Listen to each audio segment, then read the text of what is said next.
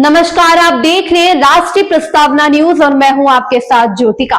आइए रुक करते हैं खबर की ओर। लखनऊ में होगा अवधि समारोह, साहित्य, संस्कृति और खान पान पर होगी चर्चा। उत्तर प्रदेश सहित मध्य प्रदेश से लेकर नेपाल तक बोली जाने वाली अवधी भाषा के साहित्य और संस्कृत की दशा दिशा पर व्यापक चर्चा के लिए लखनऊ के राय उमानाथ बली प्रेक्षागृह में आगामी 11 दिसंबर को अवधि समारोह का आयोजन किया जा रहा है। उत्तर प्रदेश साहित्य सभा के अवधि प्रकोष्ठ के तत्वावधान में आयोजित होने वाले अवधि समारोह की रूपरेखा पर चर्चा के लिए मंगलवार को साहित्य सभा की एक महत्वपूर्ण बैठक हुई, जिसमें साहित्य सभा के संस्थापक और प्रसिद्ध कवि सर्वेश अस्थाना, हिंदी अवधि विद्वान डॉक्टर राम बहादुर मिश्र, कल्चरल दीदी के नाम से मशहूर लोक गायिका कुसुम वर्मा और कवि प्रदीप सारंग सहित कार्यकारिणी के सभी सदस्य उपस्थित हुए। इस अवसर पर राष्ट्रीय प्रस्तावना मीडिया समूह के ब्यूरो चीफ पीयूष त्रिपाठी ने आयोजकों से खास बातचीत भी की। नमस्कार, राष्ट्रीय प्रस्तावना मीडिया ग्रुप के चैनल आरपी न्यूज में आप सबका स्वागत है। मैं हूं पीयूष त्रिपाठी।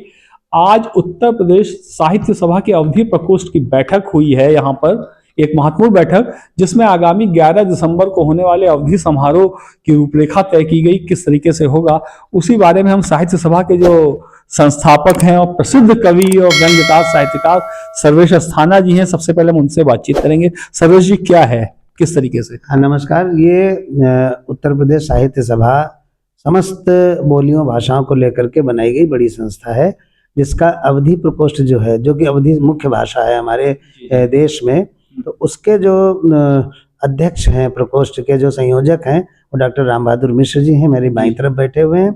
उनके दिशा निर्देशन में उत्तर प्रदेश साहित्य सभा अवधि समारोह कर रही है। उस अवधि समारोह में नगर की अन्य संस्थाओं को भी सम्मिलित किया गया है। उसमें एक अवधि ग्रंथ लिखा गया है बहुत बड़े लेवल पर, 750 पृष्ठ का, उसका लोकार्पण होगा और अभिनंदन होगा साहित्यकारों का, अवधि साहित्यकारों का, और एक अवधि कवि सम्मेलन होगा। इसमें हम उत्तर प्रदेश के सभी जिलों से अवधि साहित्यकारों को आमंत्रित कर रहे हैं, साथ ही नेपाल से भी इसमें अवधि के विद्वान आ रहे हैं। डॉक्टर राम बहादुर मिश्र जी भी हमारे साथ हैं, अवधि के आराधक और विद्वान, हिंदी अवधि के बड़े विद्वान। डॉक्टर साहब, किस तरीके से इसकी आप लोगों ने अब आगे क्या परिकल्पना, क्या सोच विचार के साथ ये हो रहा है सम्मेलन? बहुत से शोध छात्र हमारे पास आते थे जी, और ये महसूस किया मैंने कि अवधि पर कोई बृहद ग्रंथ होना चाहिए। तो ये 4 साल से एक परिकल्पना थी, तो वो ग्रंथ आ रहा है 750 पृष्ठों का, और वो एक तरह से अवधि का इंसाइक्लोपीडिया है। तो ये ग्रंथ प्रकाशित हो चुका है और इस पर एक आयोजन होना है उत्तर प्रदेश साहित्य सभा के तत्वावधान में। तो उसी की तैयारियां हो रही हैं और भारत और नेपाल के कम से कम 22 जनपदों से साहित्यकार यहाँ आ रहे हैं। कुसुम वर्मा जी कल्चरल दीदी के नाम से जानी जाती हैं और अवधि में बड़ा अच्छा दखल है इनका, और हम लोग इनको लोक कला और उसके मंच पे देखते रहते हैं। तो दीदी, आप किस तरीके से क्या बताना चाहती हैं, क्या आपका योगदान रहेगा? मैं कहना चाहती हूँ कि जो उत्तर प्रदेश साहित्य सभा ये 11 दिसंबर 2025 को ये समारोह कर रहे हैं और हम सब उसकी कड़ी हैं, तो जहाँ साहित्य की बात होती है वहाँ संगीत भी आता ही है। तो कार्यक्रम जो हो रहा है भव्य, बहुत दिनों से इसका इंतजार था, और जो ग्रंथ जिसका विमोचन होना है वो भी बहुत समय से प्रतीक्षित था। तो इस प्रतीक्षा का जो समापन होगा वो संगीत के रूप में होगा।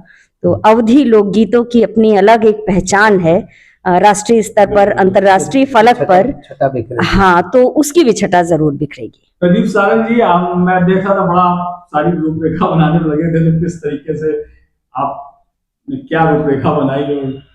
जी, चूँकि मैं अवध भारती संस्थान का सचिव हूँ और इस नाते यहाँ भी वही कार्य लिखने पढ़ने को मिल गया।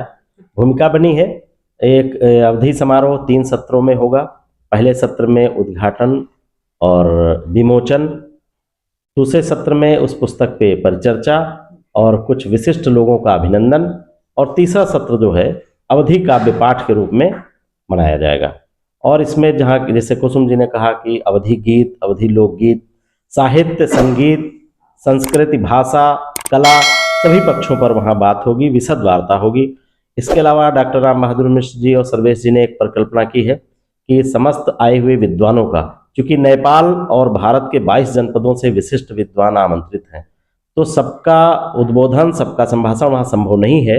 इसलिए ये परिकल्पना दी गई कि सभी लोग इन विभिन्न विषयों पर एक आलेख तैयार करके लाएंगे, यहाँ उसी 11 के कार्यक्रम में जमा करेंगे और फिर उन आलेखों का संपादन करते हुए एक पुस्तक फिर से प्रकाशित करने की प्लान है। तो इस तरह से अवधि समारोह मील का पत्थर साबित होने वाला है अवधि प्रगति और उन्नयन के लिए। सर्वेश जी कुछ और बताना चाह रहे हैं? हाँ, मैं ये कहना चाहता हूँ कि भाषा विश्वविद्यालय जो उत्तर प्रदेश का है, ख्वाजा मोइनुद्दीन चिश्ती भाषा विश्वविद्यालय, उसने अवधि पीठ की स्थापना की है और ये किसी भी विश्वविद्यालय में उत्तर प्रदेश में पहली बार हुआ है। तो हम उस विश्वविद्यालय के कुलपति महोदय को भी सम्मानित करेंगे कि उन्होंने अवधि के लिए बड़ा काम किया। और जो दूसरी बात मैं कहना चाहता हूँ आरपी चैनल के माध्यम से, कि उस दिन हमने अवधि खाने की भी व्यवस्था की है और बहुत खूबसूरत सा, मतलब अभी से ही कुछ चटकारा सा अंदर आ रहा है, हल्का हल्का पानी मुंह में आ रहा है। अवधि व्यंजनों की व्यवस्था भी सबके लिए की गई है वहाँ पर। बस ये मुझे और बताना था। सर्वेश जी ने बहुत अच्छी बात बताई कि मेरे में भी मुंह में भी पानी आ गया सुनकर कि अवधि व्यंजन काहे से हम सबे जने ही हैं, अवधि क्षेत्र के रहे वाले हैं, तो अगर अवधि खाना खाए मिल जाए वही दिन तो समझ लो हमारा दिन सफल हो जाए। तो यही के साथ हम अपने सब दर्शकन से विदा ले थे। अवधि में आप ये बात वार्तालाप समाप्त करी थे। आप सबका पीयूष त्रिपाठी, अवधि भैया का नमस्कार, राम जी। इस खबर में बस इतना ही। बने रहिए राष्ट्रीय प्रस्तावना न्यूज के साथ।